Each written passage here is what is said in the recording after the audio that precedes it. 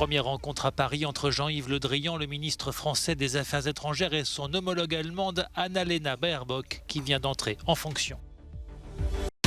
En plein scandale de la fête de Noël présumée au 10 Downing Street, le chef du gouvernement britannique annonce de nouvelles restrictions. Le passeport vaccinal fait son apparition en Angleterre.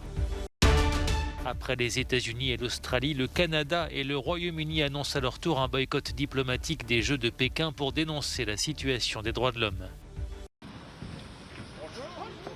Première rencontre entre le chef de la diplomatie française Jean-Yves Le Drian et Annalena Baerbock, la nouvelle ministre allemande des Affaires étrangères.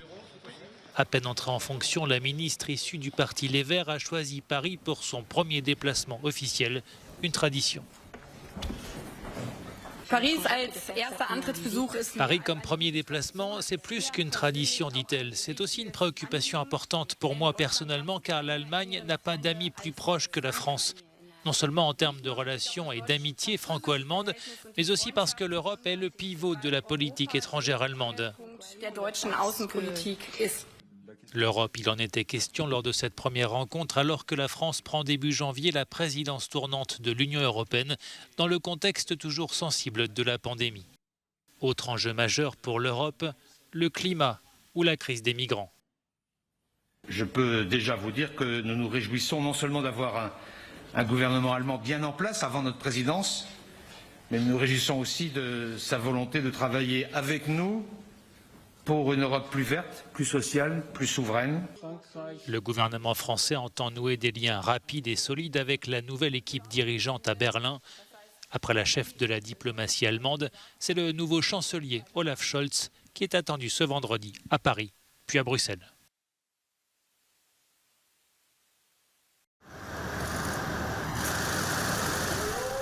Alors même qu'il affronte une tempête politique et médiatique, alors même que 2 sondages disent les Britanniques majoritairement favorables à sa démission, Boris Johnson annonce de nouvelles restrictions sanitaires.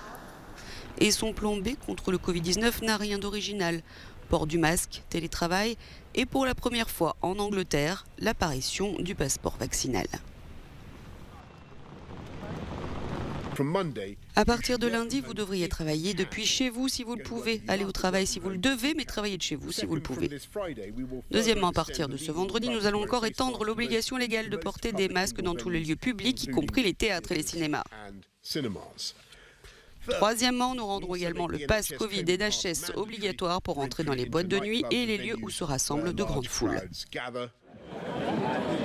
Dans toute l'Europe, les pays reviennent aux restrictions anti-Covid. On rajoute, on précise les contours jour après jour. Les gouvernements comme les populations européennes sont accaparés par cette crise sanitaire.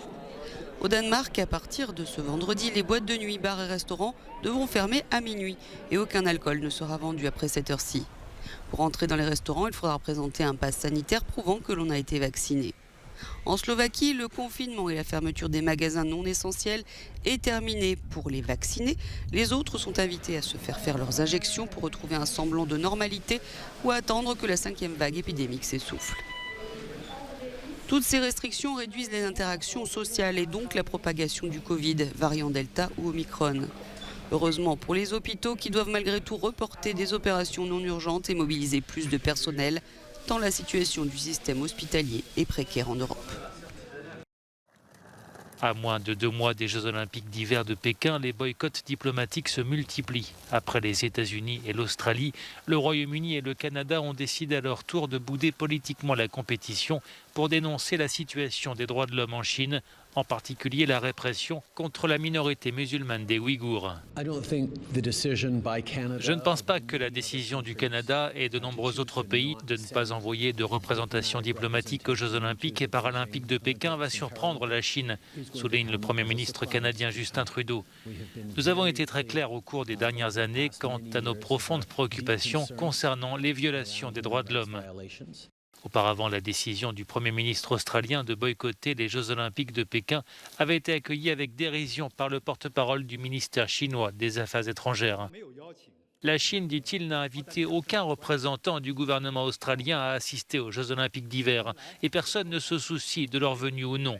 La posture politique des dirigeants australiens et le battage médiatique pour leur propre intérêt n'ont aucune incidence sur la réussite de l'organisation des Jeux. De son côté, le comité international olympique maintient une position neutre. Pour le CIO, les Jeux sont réservés non pas aux politiques, mais aux athlètes.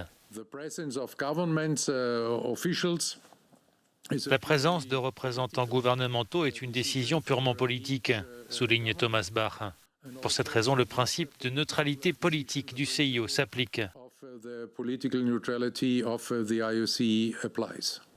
La France, de son côté, ne participera pas au boycott diplomatique des Jeux Olympiques de Pékin, a indiqué ce matin le ministre en charge des Sports, même si Paris condamne les persécutions à l'encontre de la minorité ouïghour en Chine.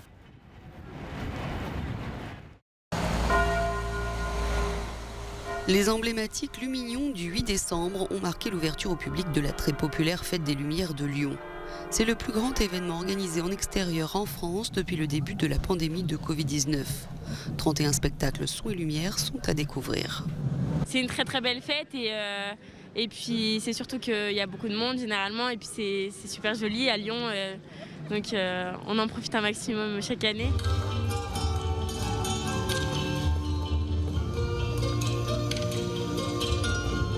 Poétique, contemplatif, ludique, les jeux de lumière émerveillent petits et grands, jeunes et anciens. On a déjà vu le spectacle 2 fois. C'est assez sympa parce qu'on peut voir qu'ils ont privilégié 2 bâtiments. Donc ça fait vraiment un spectacle immersif et du coup c'est très sympa à voir. Avant la pandémie, l'événement attirait chaque année jusqu'à 5 millions de visiteurs venus de France et de l'étranger. Jusqu'à samedi, des dizaines de milliers de visiteurs sont attendus chaque jour. C'est moins que d'habitude pour cette fête un peu particulière entre charme des lumières et masques de protection. Les visiteurs ont également besoin d'un pass sanitaire pour entrer dans les installations intérieures et ne sont autorisés à manger et boire que dans une zone restreinte. Des barrières et du personnel de sécurité ouvrent la voie, des mesures indispensables en pleine explosion des contaminations dans l'Hexagone. En arrivant, et on était vraiment très contents des mesures de sécurité déjà, quand on voit il y a les militaires, il y a la police, etc. Et pour tout ce qui est mesures sanitaires, les rappels de porter le masque, c'est bien. Hier soir, la pluie et le froid ont quelque peu dispersé les rangs des aficionados de la Fête des Lumières. Mais le cœur y était, le besoin de changer d'air, de retrouver un peu de légèreté et d'insouciance aussi. On dit que l'argent n'achète pas tout. Il permet en tout cas désormais de réaliser l'un des rêves les plus fous de l'homme. Un nouveau milliardaire s'est envolé pour l'espace ce mercredi. Direction la station spatiale internationale à bord d'une capsule russe Soyouz. Yusaku Maezawa, 46 ans, est japonais et l'un des poids lourds de la mode sur Internet. Il emmène dans ses valises son assistant personnel qui sera chargé de documenter en vidéo l'aventure de son patron. Pour Moscou, cette mission marque son retour dans le secteur très lucratif du tourisme spatial. Ces dernières années, des entreprises américaines comme SpaceX d'Elon Musk ou Blue Origin de Jeff Bezos avaient semblé prendre un temps d'avance sur la Russie. Entre 2001 et 2009, l'agence spatiale russe avait déjà envoyé plusieurs richissimes entrepreneurs dans l'espace. Et en octobre dernier, un réalisateur et une actrice ont passé plusieurs jours à bord de l'ISS.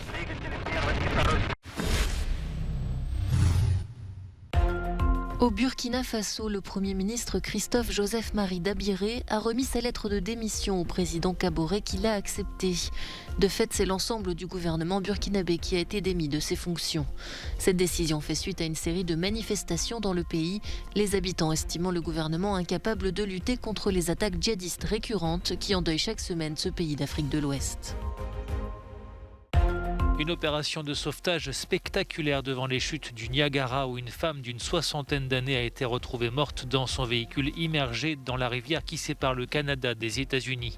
On ignore à ce stade les circonstances du drame. Le véhicule est tombé dans l'eau entre un pont routier et une passerelle pour piétons. Il s'est immobilisé juste avant les chutes. Les sauveteurs sont intervenus par hélicoptère pour récupérer le corps. La commission de discipline de la Ligue de football professionnel était réunie mercredi soir pour rendre son verdict après l'arrêt du match OL-OM du 21 novembre. La rencontre sera donc rejouée au Groupama Stadium à huis clos et l'Olympique lyonnais écope d'un retrait d'un point ferme et de 2 matchs à domicile sans le moindre spectateur. Le match du 21 novembre avait été arrêté à la suite d'un jet de bouteille sur le joueur Dimitri Payet.